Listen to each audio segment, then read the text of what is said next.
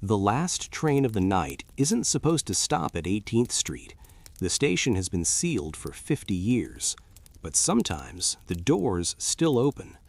The first confirmed report came from a nurse finishing a double shift at a downtown hospital in February 2008, the kind of night where exhaustion blurs memory. Yet she would later insist she had never been more awake in her life than at 12:14 a.m. when the red line slowed between Cermak Chinatown and Roosevelt, and the lights flickered once before the train gave a soft mechanical sigh and the last car door slid open to darkness where no platform lights should have been. Because 18th Street Station had been closed since 1973, its stairwells welded shut, its signage stripped, its concrete left to collect decades of soot in silence.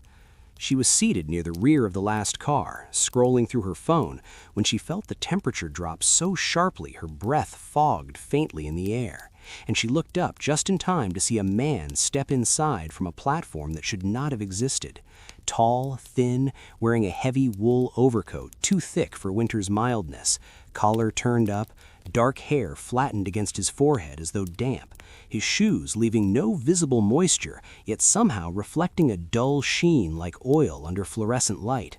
And what unsettled her most was not his presence, but the fact that no one else reacted. A dozen passengers staring at screens or into space as if nothing unusual had happened. The doors closed behind him with their usual chime. The train lurched forward, and he moved without swaying, without reaching for a pole, simply gliding 2 steps inward before stopping near the center aisle, facing the door as if preparing to exit immediately. And she told police later that she could not see his face clearly because every time she tried to focus on it, her vision felt slightly out of sync, like a buffering video. But she was certain of one thing: he never blinked.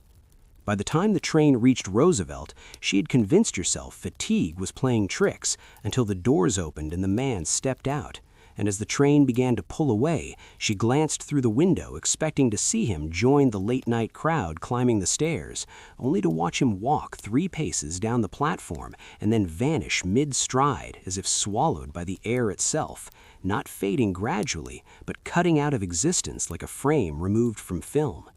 Transit authorities reviewed footage from that night and found something that made them uneasy enough to file an internal memo, because while the exterior cameras showed the train slowing through the abandoned 18th Street platform, the schedule log confirmed no stop had been programmed. Yet in the rear car camera there was a 6-second gap of visual distortion at precisely 12:14 a.m., static washing the screen before clearing to reveal 1 additional passenger standing where none had been seconds before. Over the next 6 months, similar accounts surfaced, always from riders in the last car on northbound trains just after midnight, always describing the same sequence: flicker, temperature drop, unscheduled door release, silent man boarding, and what escalated concern was that operators began reporting mechanical anomalies when passing the sealed station, brake systems engaging lightly without command as though responding to a phantom platform request. One conductor swearing he saw movement in the rearview mirror mounted above his console, a silhouette framed in the last car doorway, even though the occupancy monitor showed 0 riders. Maintenance crews inspected the tracks and confirmed the 18th Street platform remained physically inaccessible, its edges crumbling, its access points bricked, graffiti layered over decades of neglect. And yet, on 2 separate mornings, workers found faint scuff marks on the platform dust near where the last car would align, marks shaped like shoe soles dragging slightly before stepping forward. Rumors spread among night commuters, especially students and service workers reliant on late trains, and some began deliberately riding the last car to see for themselves. Most reporting nothing unusual, but a handful describing a sudden cold pocket and a sense of being watched from behind, though turning revealed no one. And one college student recorded a short clip at 12:14 a.m., capturing the momentary dimming of lights and the unmistakable sound of doors opening between stations, his camera angled toward the aisle, where, in the brief flicker, a tall, dark form can be seen near the center pole before the frame glitches and the audio distorts into a low mechanical hum. Transit historians digging into archives uncovered a file from December 1972 detailing the death of a 26-year-old man pushed during an argument on the 18th Street platform at exactly 12:14 a.m., witnesses stating he stumbled backward onto the tracks moments before a northbound train arrived, the impact described clinically, but with a note from the operator who wrote that in the seconds before collision, the victim appeared frozen, staring straight ahead as if seeing something beyond the train itself. After that discovery, sightings intensified, with one off-duty officer claiming the man boarded at 18th Street and stood directly beside him for 3 stops, so close their sleeves nearly touched, yet when he glanced down there was no reflection of the man's lower half in the darkened window, only empty aisle. What truly unsettled transit officials occurred in October 2009 when an overnight supervisor monitoring live feeds observed the rear car doors open clearly on camera at the abandoned platform, despite the train maintaining cruising speed. Sparks visible briefly beneath the wheels, as if brakes resisted motion. And though no one boarded, according to passenger count, the thermal camera registered a sudden drop of 5 degrees, localized to a human-shaped outline near the door, remaining stationary until Roosevelt, where the outline shifted forward and dissipated as the doors opened. The supervisor saved the footage, but it corrupted within hours, leaving only a still frame of the empty car with a faint vertical blur near the aisle.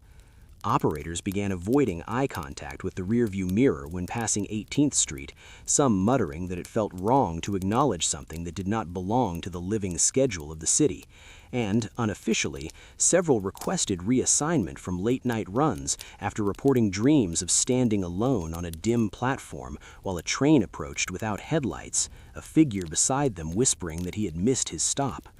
By winter 2010, the Transit Authority quietly adjusted software to prevent unscheduled door releases, yet reports persisted from riders who claimed the doors opened anyway, if only an inch, enough to let in a breath of air far colder than the underground tunnels should allow.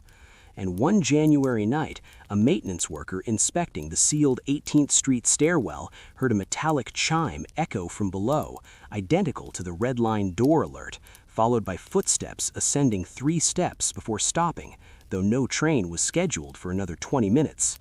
The first part of the pattern ends with a detail officials never shared publicly. On 3 separate occasions, train logs show a brief increase in car weight between Cermak Chinatown and Roosevelt at northbound runs at 12:14 a.m., equivalent to approximately 180 pounds, the added mass disappearing exactly 1 stop later. And though engineers attributed it to sensor fluctuation, the consistency troubled those who reviewed the numbers, because it suggested that for precisely 1 minute between stations, someone extra was riding the last car of the red line, whether or not anyone could clearly see him.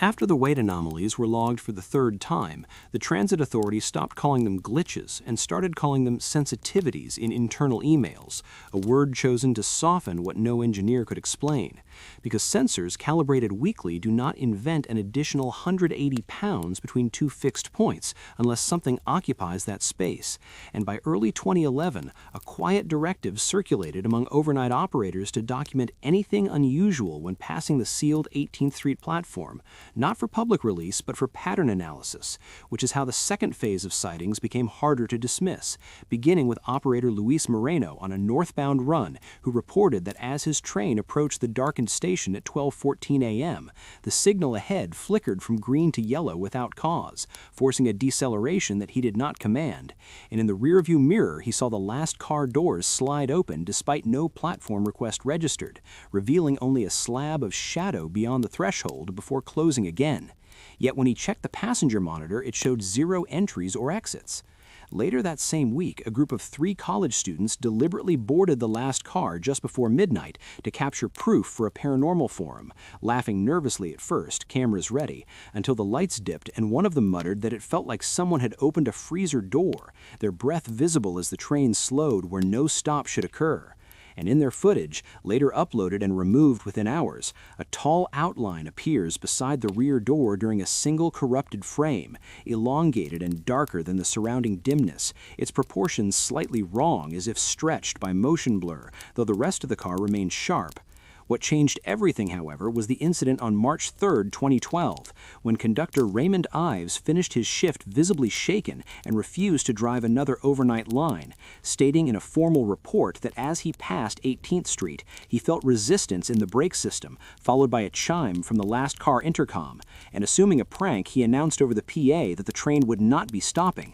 but instead of silence, he heard a single knock echo faintly through the cabin, metallic and deliberate, 3 times in even rhythm, and when he glanced into the rearview mirror, he saw a man standing in the doorway of the last car, facing forward toward him, coat collar raised, head slightly tilted. And Ives insisted that though the distance and reflection distorted details, he could see the man's eyes clearly because they did not reflect the cabin lights at all, appearing matte and depthless like holes cut from the shape of a face. The train continued moving, yet in the mirror the figure did not sway with acceleration, remaining unnaturally steady until Roosevelt Station, where the doors opened normally, and Ives, compelled by something between fear and disbelief, turned in his seat to look directly down the aisle of the last car through the connecting window, only to see it empty, every seat unoccupied, no man by the door, no lingering shadow, just a faint fog dispersing near the floor as though someone had exhaled moments earlier. Transit police reviewed footage and found a new anomaly, not just distortion, but a faint audio track beneath the standard cabin noise at exactly 12:14 a.m., a low-frequency vibration that, when amplified, resembled distant wind moving through a narrow corridor, and layered within it, almost lost, a voice too fragmented to decipher, yet repeating at consistent intervals. Engineers attempted to override door controls entirely when passing 18th Street, locking the system manually, but on 2 separate nights the rear doors disengaged for half a second regardless, alarms flashing before resetting. And one maintenance supervisor stationed at the abandoned platform during a scheduled inspection claimed he heard footsteps pacing the edge behind him, though thermal scans showed no heat signatures. The true escalation occurred in October 2013 when a southbound train stalled briefly just north of Roosevelt at 12:14 a.m., power flickering out in the last 2 cars only, plunging them into darkness while the front remained lit. Passengers in the rear later describing how, in the blackened cabin, they felt someone brush past them toward the door, coats tugged lightly as though caught by movement, and when emergency lights snapped on, a man stood by the exit wearing a coat several decades out of style, his posture rigid, his face obscured by shadow, though the light source should have revealed it, and before anyone could speak, the train jolted back to life, the doors sliding open at Roosevelt, where he stepped out, walked 3 measured paces, and then, according to 4 separate witness statements, vanished as the closing doors cut off the view. What investigators never released publicly is that one passenger that night did not make it off the train, a 19-year-old named Caleb Turner, whose friends reported he had stood up during the blackout, saying he wanted to see who had brushed past him, and when lights returned, he was gone, assumed at first to have exited quickly, yet station cameras showed no one matching his description leaving Roosevelt at that hour, and his transit card logged no further entries anywhere in the system. Months later, a track worker reported finding a scuffed wallet near the abandoned 18th Street platform edge, containing Caleb's ID, damp despite no recent rain, lying inches from the drop where in 1972 another man had fallen. After that, the pattern shifted subtly, with occasional riders reporting not one but 2 figures visible during the flicker at 12:14 a.m., one tall in the heavy coat and another standing slightly behind him closer to the door, posture uncertain as if newly arrived and unsure of footing. And while officials insist these are urban legends fueled by suggestion, weight sensors have since recorded brief increases equivalent to 2 passengers between Cermak Chinatown and Roosevelt on 4 documented occasions, both masses disappearing at the latter stop. Operators now refer quietly to the last car at midnight as the transfer carriage, and unofficial practice dictates that if the doors open at 18th Street without command, you do not announce it, you do not look back too long in the mirror, because several who have reported sustained eye contact described a subtle but undeniable perspective, the sensation that the aisle is longer than it should be, and the platform outside closer than physics allows. And one retired conductor confessed that during his final overnight run, he saw the figure step aboard as usual and, for the first time, turn his head fully toward the mirror, revealing a face not mangled or monstrous, but calm and almost patient, lips parting slightly as if to speak, though no sound carried over the engine hum. and as the train reached Roosevelt and the figure exited, the conductor noticed in the reflection that someone else in the last car had risen to follow him off, a passenger who had not been there at departure. Today, the Red Line still runs past the sealed 18th Street station, commuters absorbed in screens, unaware that at 12:14 a.m. the schedule occasionally bends by a fraction, just enough for doors to acknowledge a platform no longer meant for the living. And though transit authorities will deny unscheduled stops, internal logs continue to show brief, unexplained increases in car weight and momentary temperature drops in the rear carriage, suggesting that whatever boarded in 1972 never found its exit, and from time to time, it may not be riding alone.